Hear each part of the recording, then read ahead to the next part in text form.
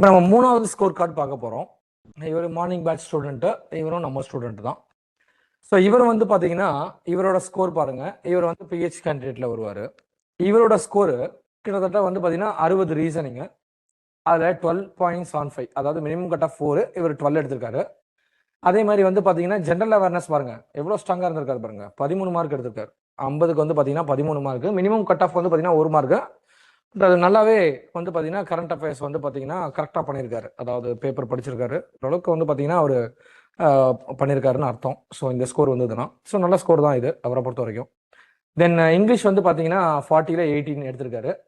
So இங்கிலீஷுமே ஓரளவுக்கு ஒரு 50% கொடுக்குற அளவுக்கு பர்ஃபார்மன்ஸ் பண்ணியிருக்காரு. டேட்டா அனலைசிஸ் மேக்ஸ் வந்து பார்த்தீங்கன்னா 6.75, அதாவது 50க்கு வந்து பார்த்தீங்க அப்படின்னா கிட்டத்தட்ட 6.75 எடுத்திருக்காரு. அவர் வந்து பார்த்தீங்க அப்படின்னா மேக்ஸில் கொஞ்சம் வீக்கு, பட் இருந்தாலும் வந்து பார்த்தீங்கன்னா மித்த சப்ஜெக்டில் பேலன்ஸ் பண்ணுங்க அப்படின்னு சொன்னோம். ஸோ அதே மாதிரி யாரு. தென் இங்கிலீஷ் வந்து பார்த்தீங்கன்னா லெட்டர் ரைட்டிங்கில் வந்து பார்த்தீங்கன்னா 9 மார்க்ஸ், 0.75 மார்க்ஸ் கூட.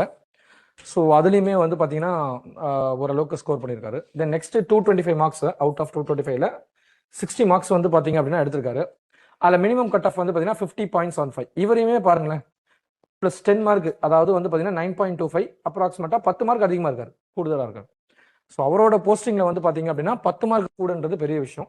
ஸோ தட் வந்து பார்த்தீங்கன்னா அவரோட ஃபார் எக்ஸாம்பிள் வந்து பார்த்தீங்க அப்படின்னா கோட்டாவில் 10 மார்க் எடுத்திருக்காரு. ஸோ அதுவே பெரிய விஷயம் தான். அதுவே அந்த கிளியர் பண்ணுற ஸ்ட்ராட்டஜி தான்.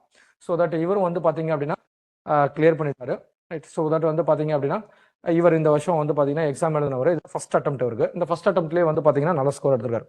இது எதுக்காக சொல்கிறேன் அப்படின்னா பிஹெச் கேண்டிடேட்டும் வந்து பார்த்தீங்க அப்படின்னா நீங்களுமே இந்த மாதிரி ஒரு 10 மார்க் எக்ஸ்ட்ரா ஸ்கோர் பண்ணீங்க அப்படின்னா கட்டாயமாக வந்து பார்த்தீங்கன்னா நீங்களுமே கிளியர் பண்ணலாம் தாராளமாக. ஸோ 225க்கு நீங்கள் 200 எடுக்கணும், 190 எடுக்கணும்னு அவசியம் இல்லை. ஸோ பிஹெச் கேண்டிடேட்டு ஜஸ்ட் 60 எடுத்தால் போதும். இந்த 60ன்றது 50%க்கும் கீழே தான். ஸோ 50% கீழே மட்டும் நீங்கள் பெர்ஃபார்ம் பண்ணிங்கன்னா ஈஸியாக உங்களுக்கு வேலை கிடச்சிருக்கும். ரைட். ஸோ தட் வந்து பார்த்தீங்கன்னா அடுத்த வருஷம் நெக்ஸ்ட் இயர் எழுத போகிறவங்க அந்த ஸ்கோர் கார்டெலாம் மைண்டில் வச்சுக்கோங்க. இப்பயும் அதே தான். இங்கிலீஷ் வெரி இம்பார்ட்டன்ட் இதில். ஸோ இந்த இங்கிலீஷ் தெரிஞ்சது அப்படின்னா நீங்கள் ஈஸியாக வந்து பார்த்தீங்கன்னா லெட்டர் ரைட்டிங் எழுதலாம்.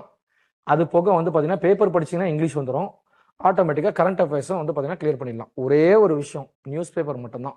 நியூஸ் பேப்பர் பண்ணீங்க அப்படின்னா கரண்ட் அஃபேர்ஸும் உங்களால் பண்ண முடியும், இங்கிலீஷ் லாங்குவேஜும் வந்து பார்த்தீங்கன்னா எழுத முடியும், லெட்டர் ரைட்டிங்கும் எழுத முடியும். லெட்டர் ரைட்டிங்க்கு கண்டென்ட் வேணும். ஸோ இங்கிலீஷ் தெரியாமல் கண்டென்ட் இல்லாமல் நீங்கள் லெட்டர் ரைட்டிங்கே எழுத முடியாது. அதனால் இது வந்து பார்த்தீங்கன்னா 3 ப்ராசஸ். அதாவது ஒரு வேலையை நீங்கள் பண்ணீங்கன்னா மீதி இருக்கிற 2 பேப்பர் ஈஸி. ரைட். ஸோ அதனால் ஒரே ஒரு வேலை, உட்காந்து தினமும் பேப்பரை படிங்க. ரைட்னா. ஸோ இந்த பேங்க் எக்ஸாமை மேத் ரீசனிங்கை பற்றி கவலைப்படாங்க, அது வந்துடும். ஆனால் இந்த பேப்பர் படிக்கிற ஹேபிட் தான் வராது. அந்த ஹேபிட்டை வளர்த்துக்கிட்டீங்க அப்படின்னா அடுத்த வருஷம் நீங்கள் ஈஸியாக கிளியர் பண்ணிடலாம். யாரெல்லாம் வந்து பார்த்தீங்கன்னா கிளியர் பண்ணலையோ அவங்க இந்த தடவை வந்து பார்த்தீங்கன்னா இந்த ஸ்ட்ராட்டஜியை யூஸ் பண்ணுங்கள். ஸோ இங்கிலீஷுக்காக நியூஸ் பேப்பரு, அதுக்கு மட்டும் இல்லை கரண்ட் அஃபேர்ஸ்க்காகவும் நியூஸ் பேப்பர் அப்படின்றத எடுத்துக்கோங்க. Paper one of the subject அப்படின்னு நினச்சி படிங்க. அப்படின்னா தான் உங்களால் வந்து பார்த்தீங்கன்னா மார்க் செக்யூர் பண்ண முடியும். தேங்க்யூ.